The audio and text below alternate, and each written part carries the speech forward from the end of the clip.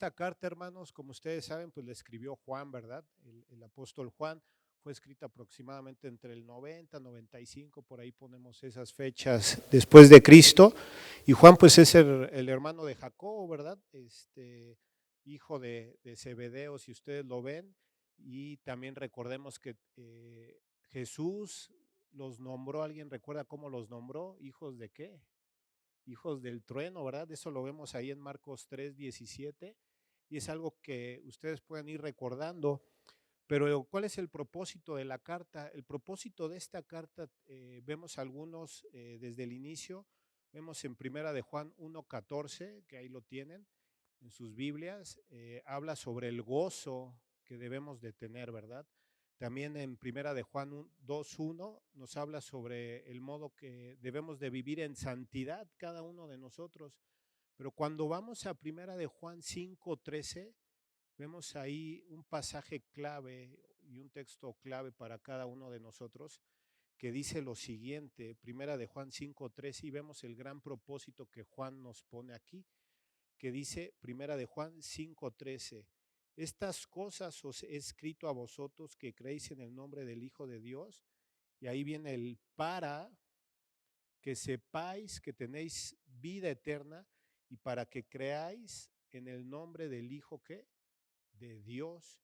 Entonces ahí vemos el propósito de esta carta y vemos que Juan durante toda la carta nos presenta diversas pruebas, nos presenta pruebas doctrinales y pruebas morales para saber que realmente estamos en la fe verdadera. ¿Cuáles son esas pruebas doctrinales? Las podemos ver en diversos pasajes, pero pues bueno, solo es un comentario. Yo los animo a que esta carta la estudien, porque es una carta donde Juan habla o es blanco o es negro, o eres hijo de Dios o eres hijo de Satanás, o amas u odias. Entonces esa carta es muy confrontadora para cada uno de nosotros. Entonces entre esas pruebas doctrinales, hermanos, podemos ver qué piensas tú acerca de Cristo, qué piensas tú acerca del pecado, qué piensas acerca de Dios, porque lo que tú pienses va a dar evidencia de quién eres tú realmente.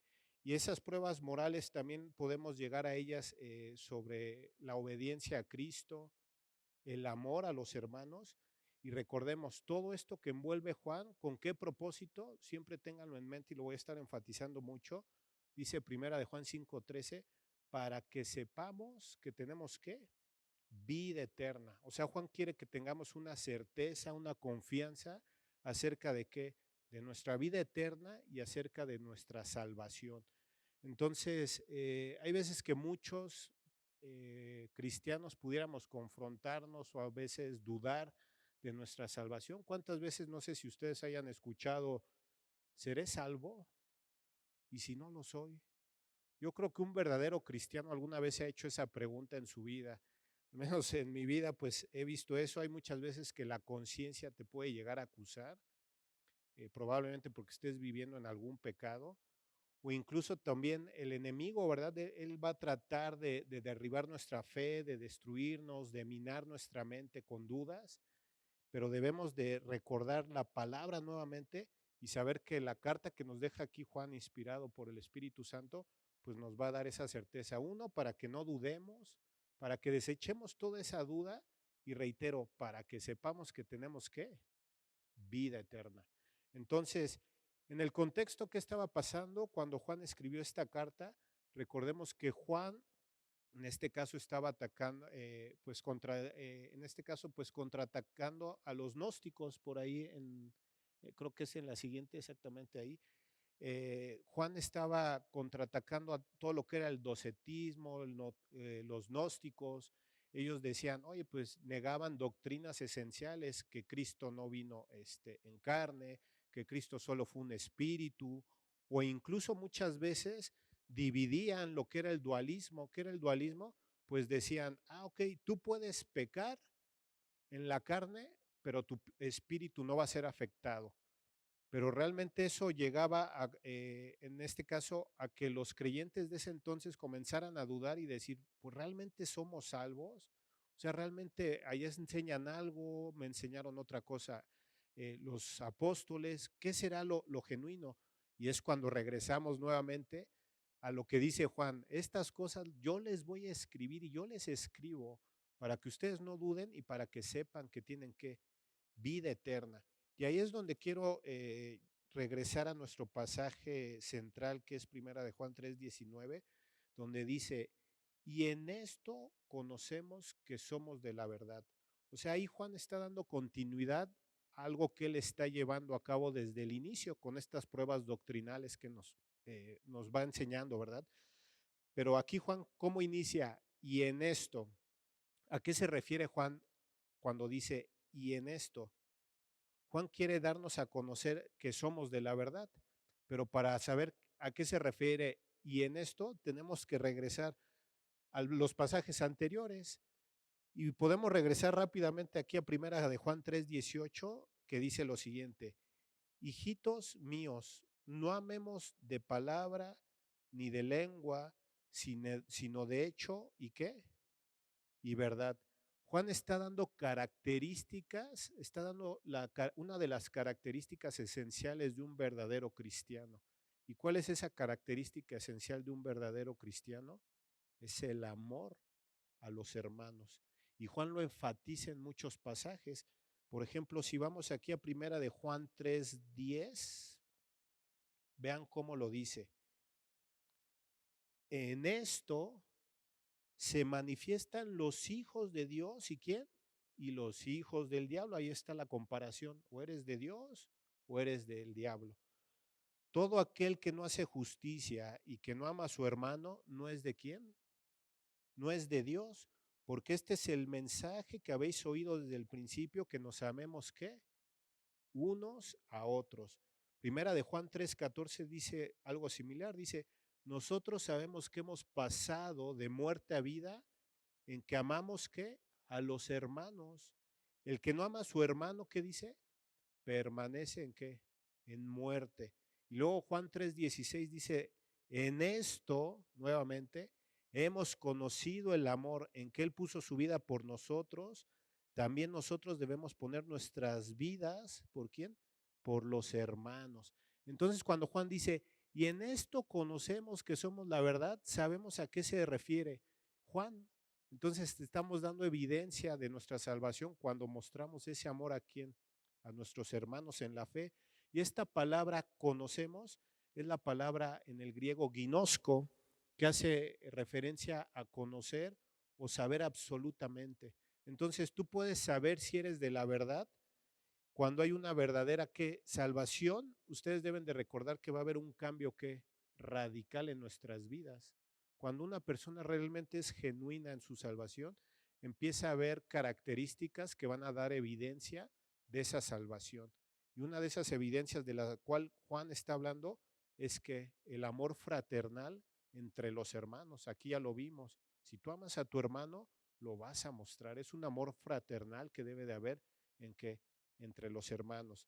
Y luego Juan, en nuestro pasaje principal, ya vimos esta parte inicial, esto solamente los vamos llevando un poquito a la introducción, pero vemos que en el pasaje que estamos estudiando de primera de Juan 3:19, que dice, y en esto conocemos que somos ¿qué?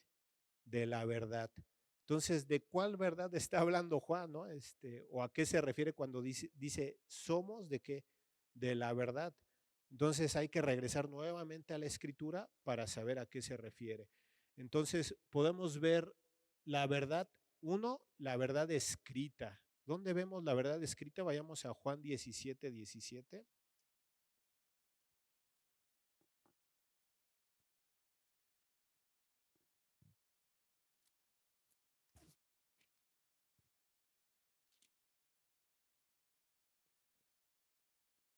¿Ya están ahí?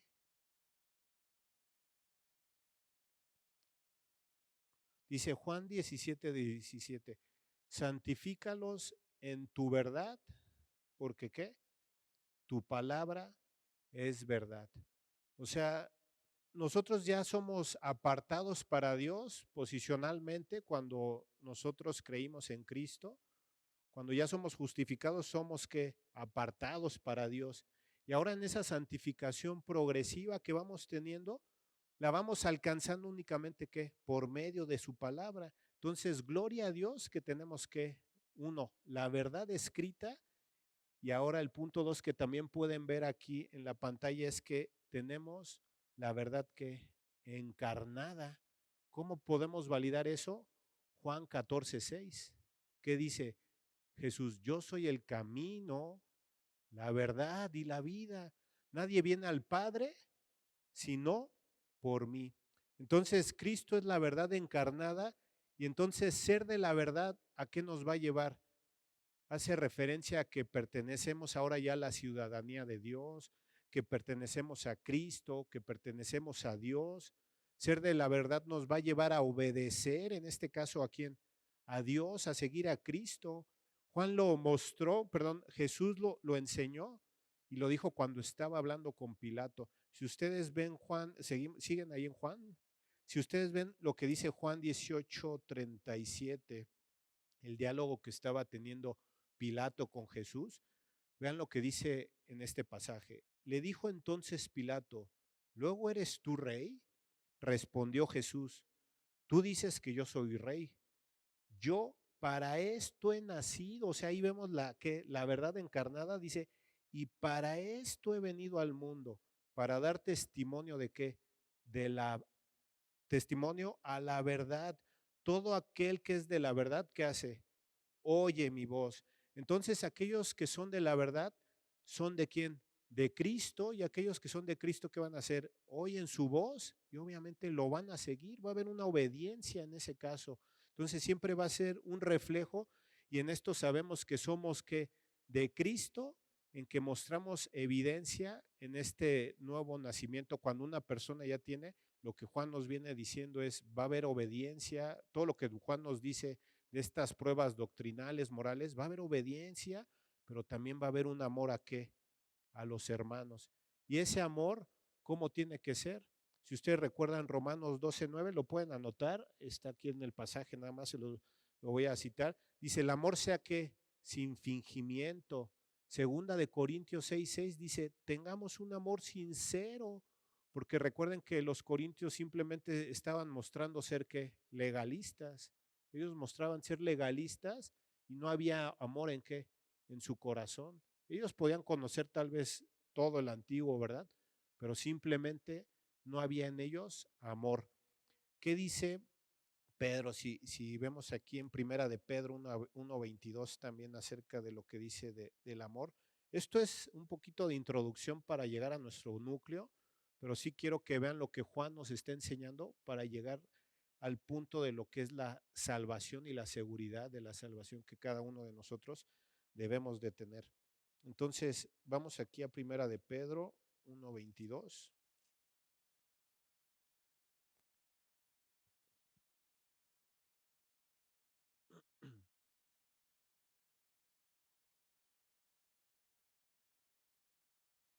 Primera de Pedro 1:22 dice, habiendo purificado vuestras almas por la obediencia a la verdad mediante el Espíritu, para el amor fraternal, nuevamente ahí lo vemos, no fingido, amaos que unos a otros entrañablemente y de corazón puro.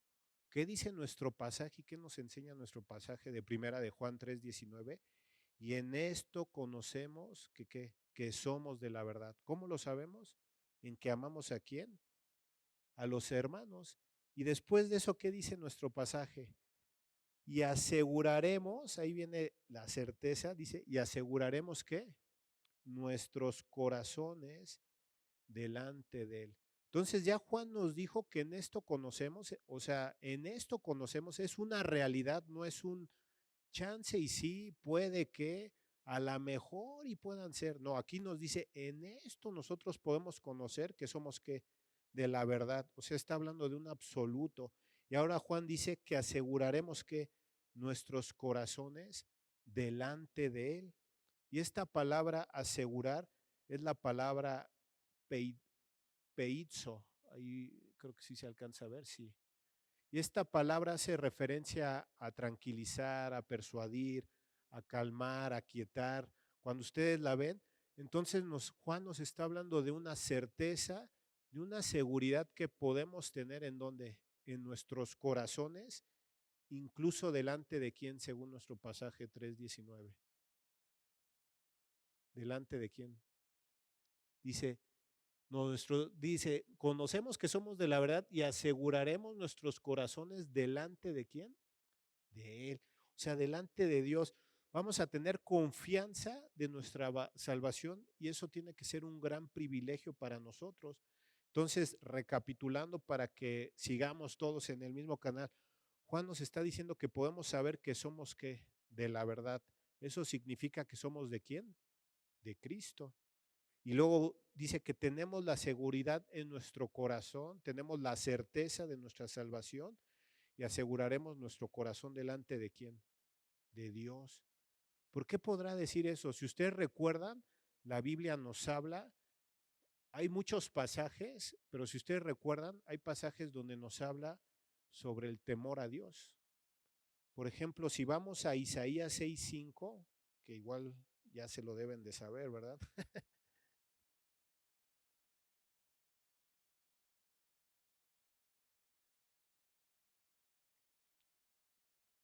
Cuando estén ahí me pueden indicar, hermanos.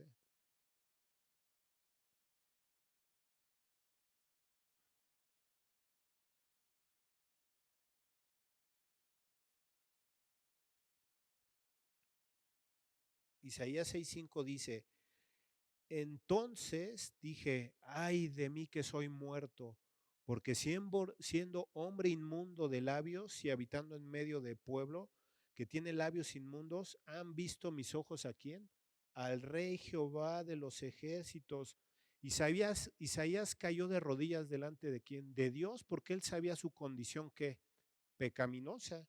Entonces él sabía que estaba delante de un Dios que es que completamente que santo, santo, santo. Si vamos a Mateo 17:6, también podemos ver otro ejemplo aquí.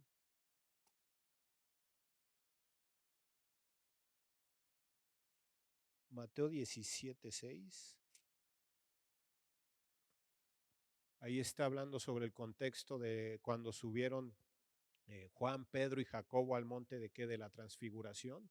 Si ustedes recuerdan este pasaje, pero leamos este versículo número 6 que dice, al oír esto, los discípulos se postraron sobre sus rostros y ¿qué dice? Y tuvieron gran temor. Si ustedes recuerdan el pasaje también de Lucas 5:8, cuando estaban haciendo la pesca, ¿quién cayó de rodillas? Pedro.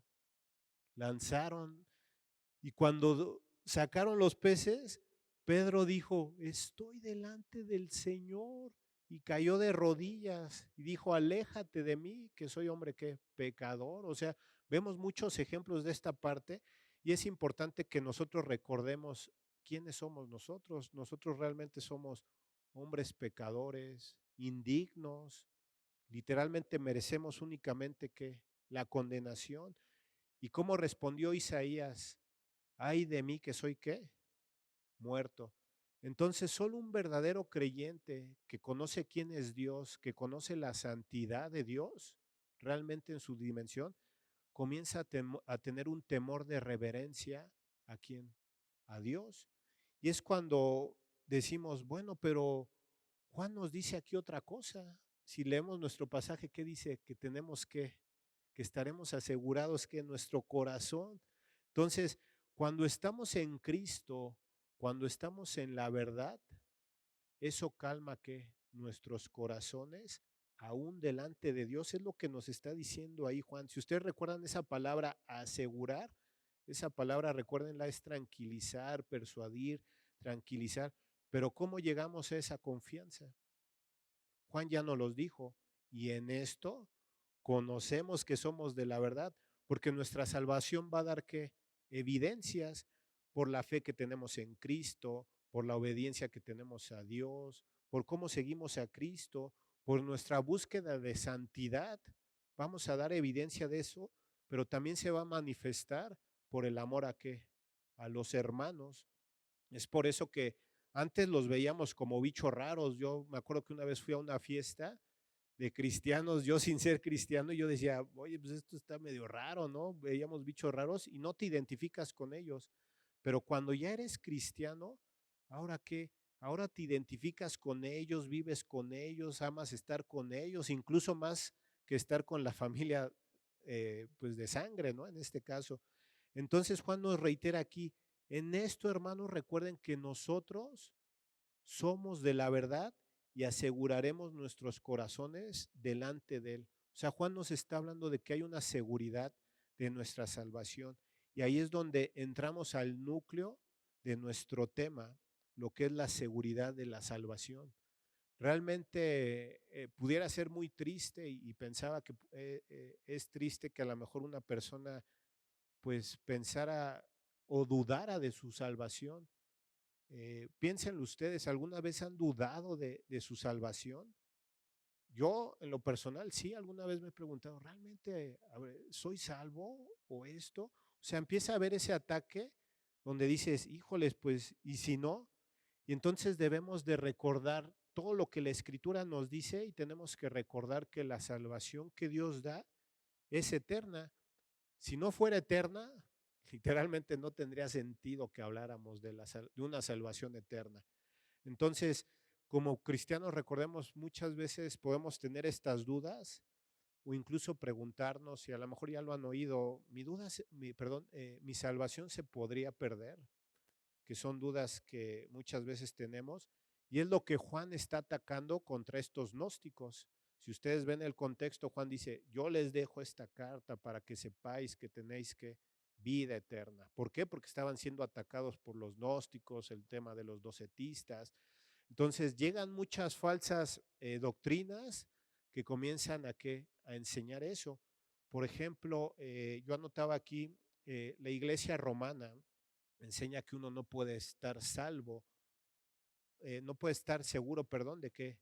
De su salvación. Y eso cuando ellos lo establecieron.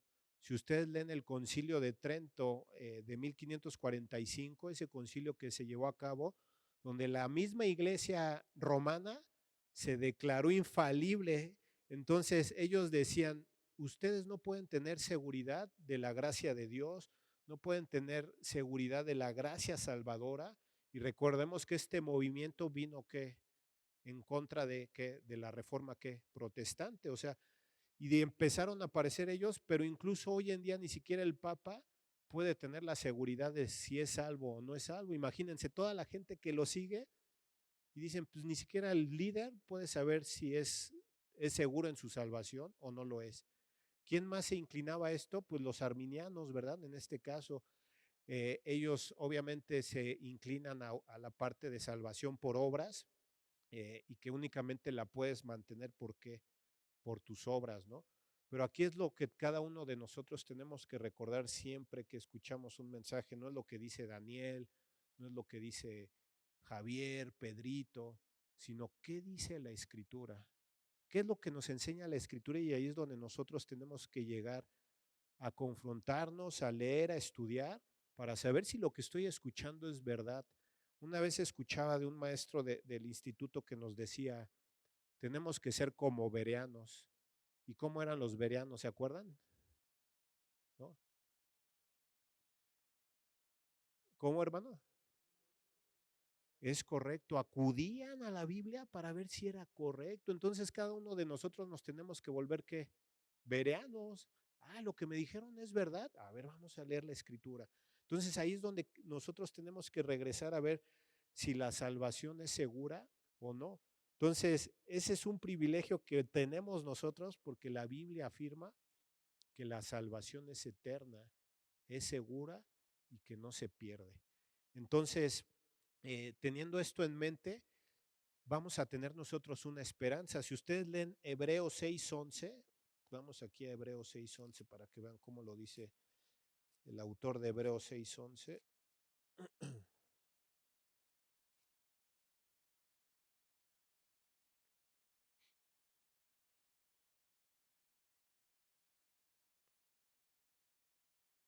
Hebreos 6:11 dice, pero deseamos que cada uno de vosotros muestre la misma solicitud hasta el fin para plena certeza de la esperanza. Entonces el autor de Hebreos los anima a que tengan entusiasmo, que hasta el fin les ruega que vuelvan a Cristo. ¿Con qué propósito? Aquí dice, para que tengan una plena certeza de la esperanza. ¿De cuál esperanza? Obviamente de las promesas de Dios. Y es lo mismo que nos enseña Juan. Estas cosas los escribo para que, ¿qué? Para que sepáis que tienes que vida eterna. Entonces, les pregunto, ¿de qué serviría que un creyente dudara de su salvación? Pues sería un creyente que estaría debilitado, estaría en miedo, estaría triste, estaría sin gozo, estaría neutralizado, porque estaría siempre con ese temor, ¿seré o no seré?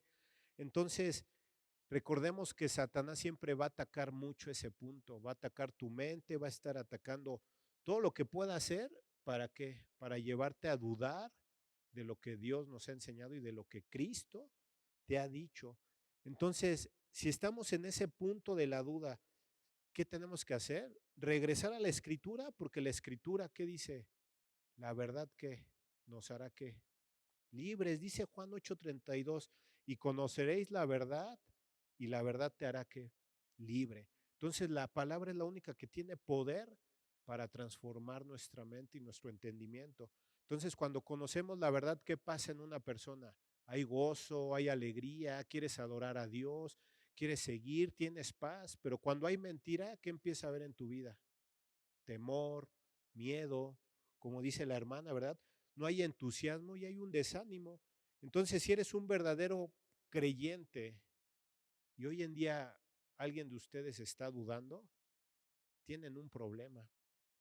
Pero pregúntense y piensen en esta pregunta que anotaba aquí. Solo no piensen en todo lo que les he dicho ahorita, sino solo en la pregunta básica, sí. La vida eterna, así como lo oyen, la vida eterna, ¿es eterna? O sea, solo enfóquense en esa pregunta. La vida eterna y lo que dice, ¿la vida eterna es eterna? Hasta es absurda la pregunta, porque si alguien te dice, ¿la vida eterna será eterna? Pues te están, ¿cuánto dura la eternidad? Siempre. O sea, lo eterno es eterno.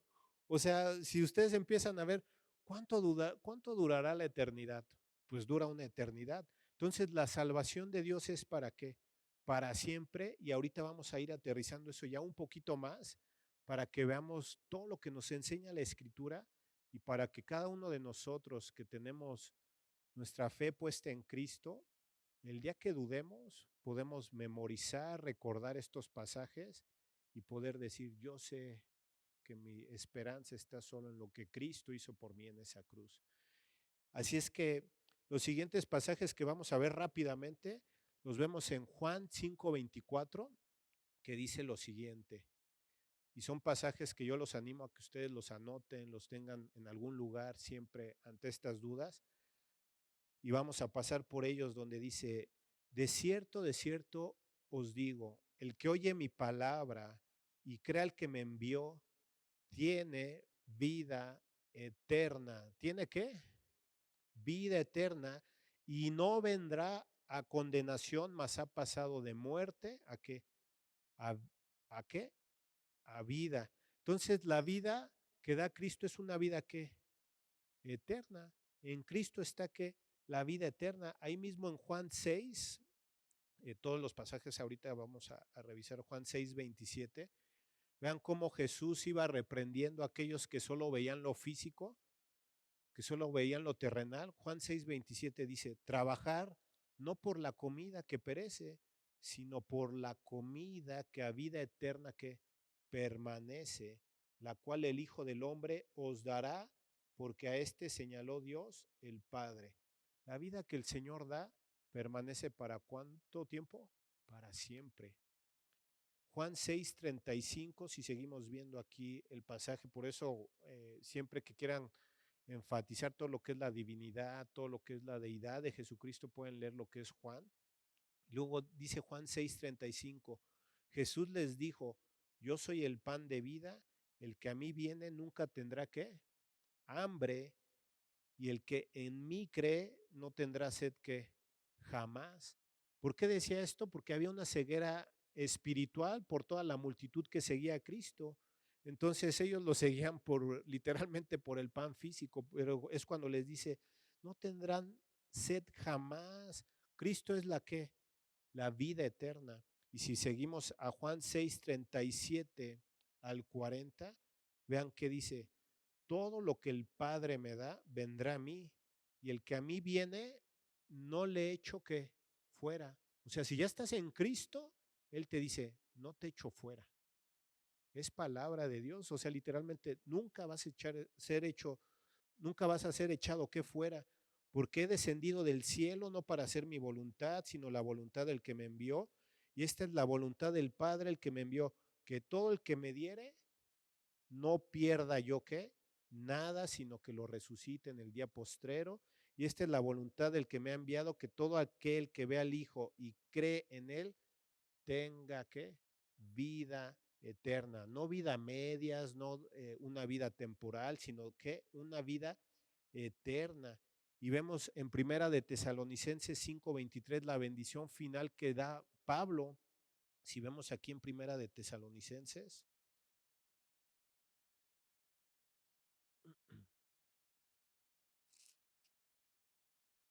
dice, y el mismo Dios de paz os santifique por completo y todo vuestro ser, espíritu, alma y cuerpo.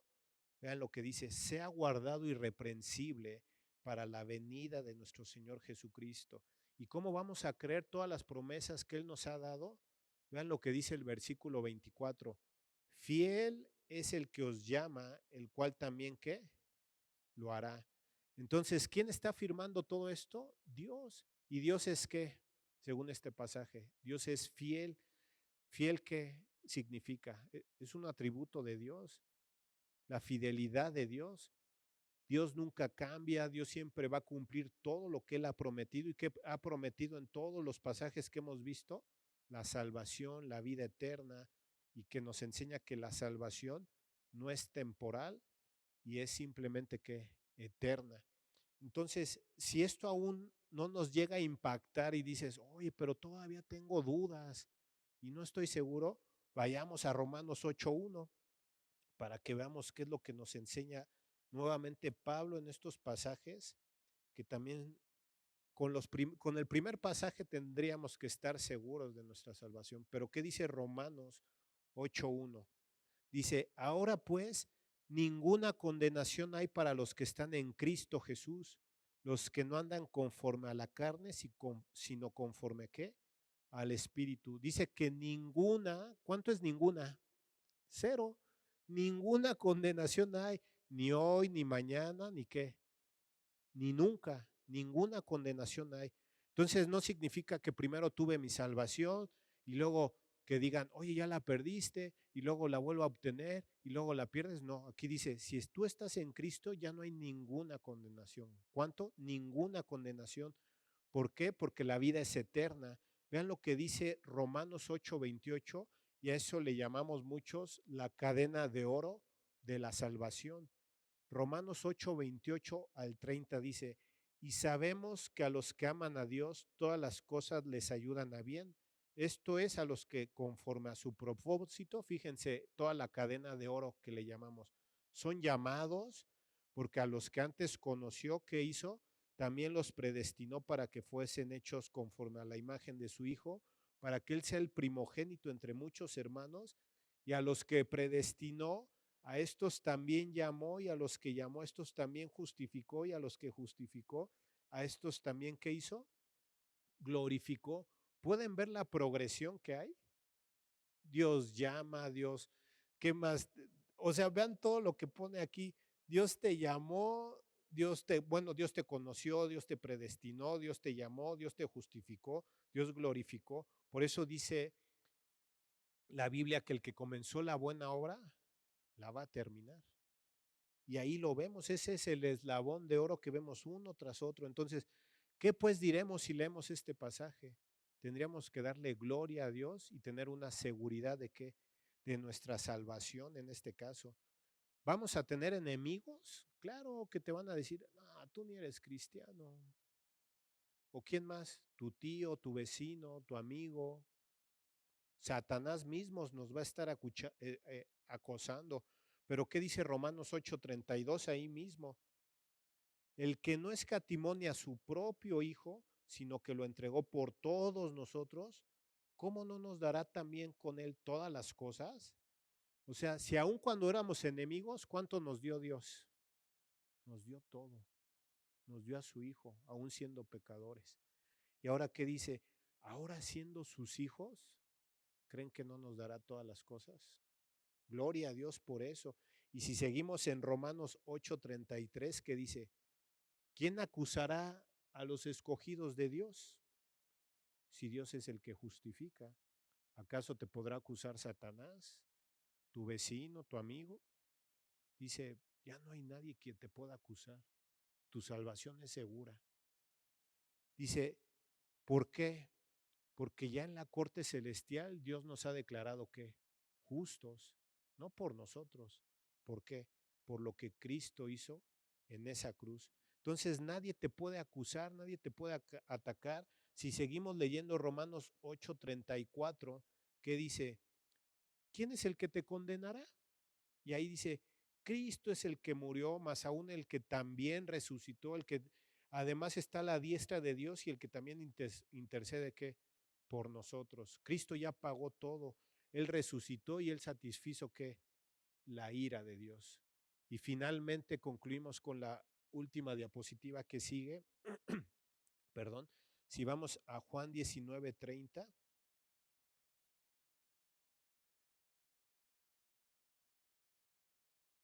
Y con esto vamos ya aterrizando el avión, hermanos. ¿Qué dice Juan 19:30? Cuando Jesús hubo tomado el vinagre, dijo, ¿qué dijo? Consumado es. Tetelestai, como dice ahí, del verbo teleo. ¿Y eso qué es? Acabar, consumado, terminado, ya no se debe nada, la obra ya está completa, ya no hay deuda. Todos nuestros pecados fueron cubiertos en qué? En la cruz, y el acta que había de decretos en contra de nosotros ya fue clavada en dónde?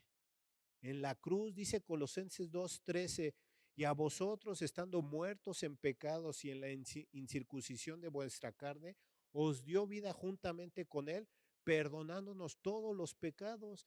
Y ahora dice, anulando el acta de los decretos que había en contra de nosotros, que no era contraria, que nos era contraria, perdón, quitándola de en medio y clavándola ¿qué? En la cruz, y despojando a los principados y a las potestades, los exhibió públicamente, triunfando sobre ellos que en la cruz. Y podemos seguir leyendo Romanos 8:35 que dice, entonces, ¿quién nos va a separar del amor de Cristo? ¿Será la tribulación? ¿Será la angustia? ¿Será la persecución, el hambre, desnudez, peligro o espada? Y si brincamos al pasaje de Romanos 8:38 y 39, dice, por lo cual estoy seguro que ni la muerte, que ni la vida, ni los ángeles, ni principados, ni potestades, ni lo presente, ni lo porvenir, ni lo alto, ni lo profundo, ni ninguna cosa creada, ¿qué es lo que es creado? Todo, excepto Dios. Entonces, todo lo que tengamos, ninguna cosa creada nos podrá separar de qué? Del amor de Dios que es en Cristo Jesús. Entonces, pregúntate, ¿quién te podrá separar de ese amor? Nadie, ni nada.